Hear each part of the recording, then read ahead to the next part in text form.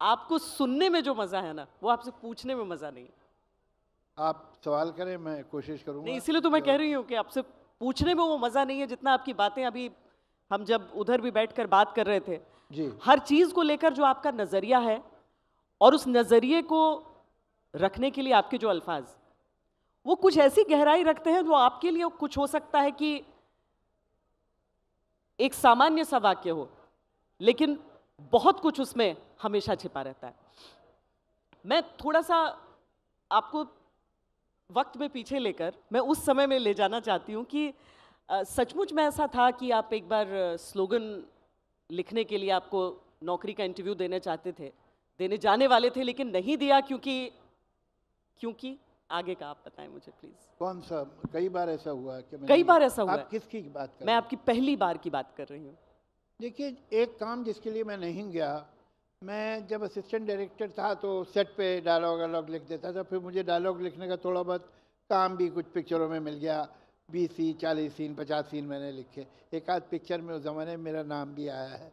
When I was not even 21-22 उस वक्त। तो एक हल्की सी रेपुटेशन कहीं हो गई थी। मैं कुछ कॉमेडियंस के नाम लेना मुनासिब नहीं है, गोस्ट राइटिंग करता था, उनके कॉमेडी सीन लिख देता था तो कुछ पैसा मिल जाता था। तो मुझे एक बहुत बड़े राइटर ने बुलाया और उनका, देखो भाई, मैं स्क्रीन प्ले लिखता हूँ और स्टोरी लिखता हूँ, डायलॉग नहीं लिखता हूँ। तुम अगर डायलॉग लिखो मेरे लिए, मैं तुम्हें 600 रुपये महीना दूंगा। ये बात है 60s की। और मेरे लिए, जिसने कभी 200 रुपये महीना की तनख्वाह नहीं देखी थी, 600 रुपये ऐसा था कि लॉटरी लग जाएगी मेरी। मकान जिस कमरे में रहता था उसका 120 रुपये महीना किराया था, वो भी देना था, बाकी भी पैसे नहीं थे।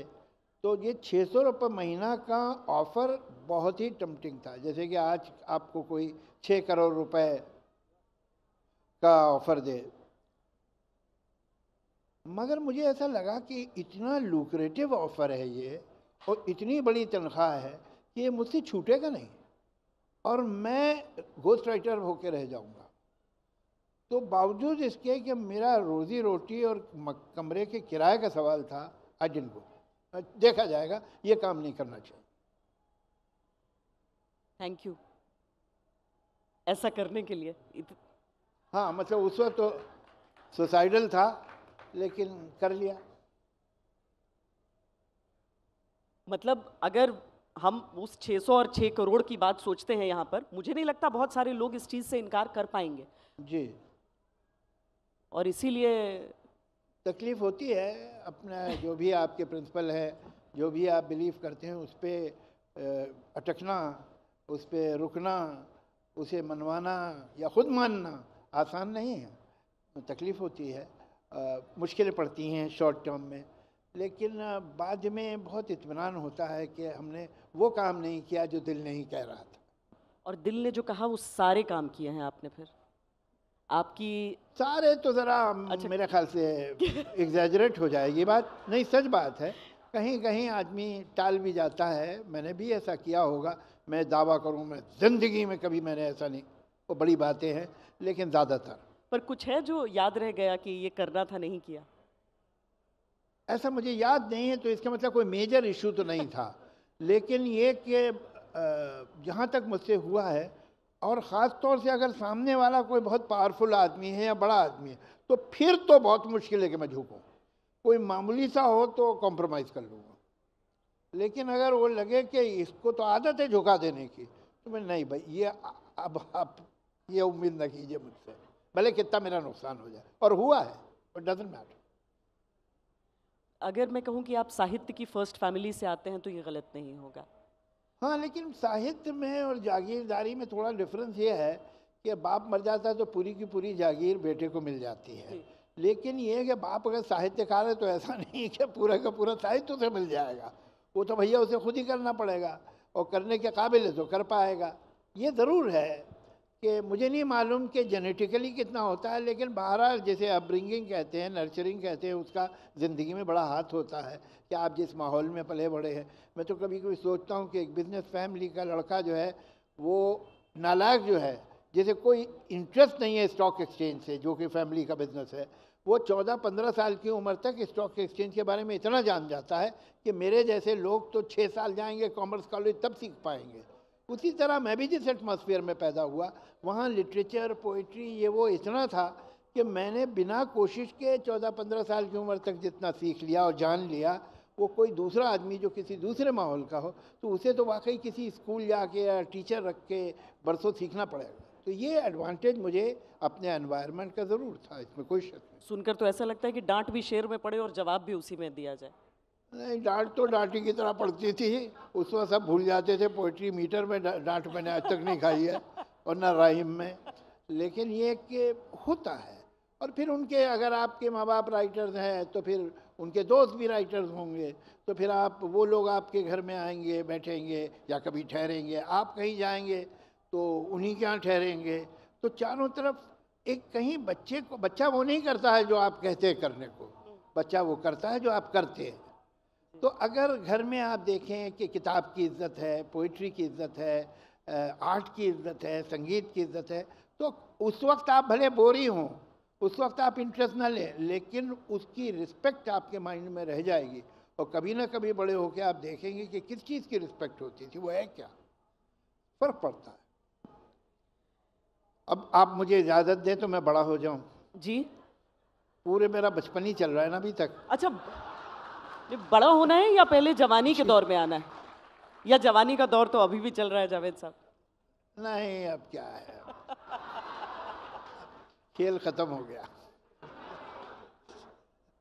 जी, कलम को देखकर तो ऐसा नहीं लगता। हाँ, वो अलग बात है, वो सही है। वो उसकी वजह क्या है कि लोग मुझसे पूछते हैं कि हाउ टू रिमेन कंटेम्प्रेरी। इसका कोई कोल्ड ब्लडेड फार्मूला नहीं है। अगर आप नए जो ट्रेंड हैं, नए जो लोग हैं, नई जो बातें हैं, नए जो तरीके, उनमें इंटरेस्टेड हैं और उन्हें समझने की कोशिश करते हैं, उन्हें जानने की कोशिश करते हैं, तो आप मॉडर्न रहेंगे। और अगर आपका हर चीज़ जो नई आई है वो बेकार है, बुरी है, हमारे ज़माने में ये होता था, तो फिर आप अपने ही ज़माने में रह जाएंगे, तो फिर कुछ नहीं होता। We should respect young people, that is important. मैं जवानी की दौर की तरफ बढ़ती हूँ और अब ठीक है, आइए, मैं तो मना नहीं कर रहा, मगर फिर नहीं नहीं, लेकिन आप शिकायत न कीजिएगा। देखिए, हाँ। नहीं, उस दौर में ऐसा थोड़ी है कि आपने केवल रोमांस लिखा, आपने तो एंग्री यंग मैन के लिए हाँ, भी लिखता लिखा। तो मैं कुछ और ही था। जी, तो उसी दौर की तरफ मैं आती हूँ। अब वो क्या है, लोग अभी तो वहाँ पर, ये पिछले वर्षों में क्या हुआ है कि वहाँ बर्कले यूनिवर्सिटी में एक है कि जिन्होंने बहुत बड़ा पेपर लिखा सलीम जावेद के एंग्री यंग मैन पे। फ्रांस में एक कोई है राइटर जिन्होंने मेटाफर इन सलीम जावेद स्क्रिप्ट लिखा कि लैंग्वेज, जो कॉमन लैंग्वेज है, उसमें सलीम जावेद के डायलॉग का क्या इन्फ्लुएंस, ब्ला ब्ला ब्ला। भैया, हमें तो ये सब कुछ पता नहीं था, हम तो लिख रहे थे पिक्चर के चल जाए यार, ऐसी इंटरेस्टिंग फिल्म हो। अब उसके सोशियो पॉलिटिकल रेलेवेंस क्या है, हमें फरिश्तों को हमारे नहीं पता था। हम सिर्फ कहानी लिख रहे थे कि ये चलेगी, ये इंटरेस्टिंग है, लोगों को अच्छी लगेगी, बस। अब उसमें क्या क्या माने देखे जा रहे हैं तो हम भी खुश हो जाते हैं, अच्छा चलो भाई, हमें पता ही नहीं था, हम ऐसे ऐसे काम कर रहे हैं। तो ऐसा है, अब है क्या, और मुझे खुशी के नहीं पता था।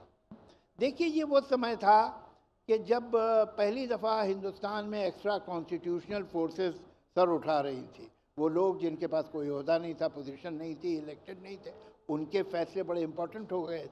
आप भी जानते हैं वो ज़माने को। ये वो ज़माना था कि जब इतना सोसाइटी में क्यास आया कि अल्टीमेटली एक मूवमेंट शुरू हुआ और उसके ख़िलाफ़ इमरजेंसी आई। तो कहीं आम इंसान के अंदर एक आवेश था, एक बेजारी, बेचैनी, बेताबी थी। लेकिन आप ये कहें कि हमने ये सोच के स्क्रिप्ट लिखी थी, नहीं। हम भी वो आम इंसान थे, हम भी उसी समाज में, उसी हवा में सांस ले रहे थे। तो हमें वो चीज़ें अच्छी लगी, ये कैरेक्टर, ये बातें। हमारी किस्मत अच्छी थी कि यही ज़्यादातर लोग सोच रहे थे, जो हमें नहीं पता था, और इसी वजह से उनको वो मिल गया जो वो ढूंढ रहे थे, और वो पिक्चरें बड़ी चली और लोगों को याद रहीं। मगर उसमें हमारा कोई प्लान नहीं था। It is a good Fortune that what we thought was the thinking of the society. और हमें बिना मालूम हमने वो काम किया था, क्योंकि हम उस सोसाइटी का हिस्सा थे. अगर हमें मालूम होता तो इसका मतलब हम बाहर से देख रहे हैं सोसाइटी, तो अच्छा है हमें कुछ नहीं पता था. सोसाइटी का हिस्सा होने के कारण कलम की वो ताकत जिससे लोगों के मन में जो था वो उसे व्यक्त कर सकते थे. जी जी. और हम ये कहें कि वो डायलॉग्स आज भी उतने ही रेलेवेंट हैं, उतने ही प्रासंगिक हैं, क्योंकि कहानी वही रहती है, किरदार बदलते जाते हैं तो अपने किरदार को निभाने का तरीका भी बदलता देखिए है. वो कहानी हो, स्क्रिप्ट हो या आपके बच्चे हो, है क्या, एक बार आपने बना दिया, वो चले गए, आपका एम्बिकल कॉर्ड कट जाता है. उसके बाद जो 40 साल 50 साल पहले मैंने लिखा था उसका मैं क्रेडिट लूँ, वो ठीक नहीं है. इसलिए कि मैं वो आदमी भी नहीं हूँ जिसने लिखा था. एक मैं भी बदल गया हूँ इतने वर्षों में. मतलब मेरा कोई थर्ड कज़न या फोर्थ कज़न था वो जिसने लिखा था. मैं इतना बदल चुका हूँ वक्त के साथ. अभी यहाँ मेरी बेटी यहाँ बैठी थी अंजना जी के साथ. अब वो फिल्में जो बना रही है तो उसका मैं क्रेडिट नहीं ले सकता हूँ.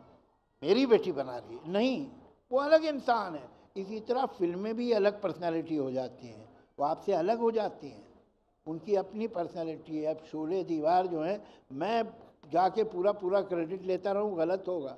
जिस आदमी ने वो सब लिखा था वो कोई दूसरा आदमी था, मैं कोई और हूँ. लेकिन आपको फिल्में पसंद आती होंगी बहुत. आप लोग बड़े खुश हुए कि वो मैंने नहीं लिखा था. कमाल है. हाँ बोलिए. नहीं, उनकी फिल्में सबको पसंद आती हैं बहुत. जी जी. और आपने जो कहा ना कि उस माहौल में अगर रहो तो उस हिसाब का आप कुछ सीखते जाते हैं. अब बात है कि उसे आप व्यक्त करने के तरीके अलग ढूंढ लेते हैं, चाहे आपके बेटे हों चाहे आपकी बेटी. बिल्कुल सही, बिल्कुल. वो मगर इम्प्रोवाइज भी होता है, ज़्यादा होता है. देखिए आज आप जो है, आपकी ग्रैंड मदर और आप, बहुत कुछ कॉमन होगा लेकिन बहुत कुछ नया भी होगा. आप कहाँ से कहाँ आ गई हैं. खासतौर से लड़कियों में विद जनरेशन आप देखिए कितना लीप एंड बाउंड में वो आगे बढ़ी है. तो ये असल में मैं इसकी मिसाल आपको यूँ दूंगा कि बच्चों का आपने खेल देखा होगा कि एक कंकरी लेते हैं, उसे डोरी में बांधते हैं और फिर उसे घुमाते हैं और धीरे धीरे डोरी छोड़ते जाते हैं और वो दायरा बड़ा होता जाता है.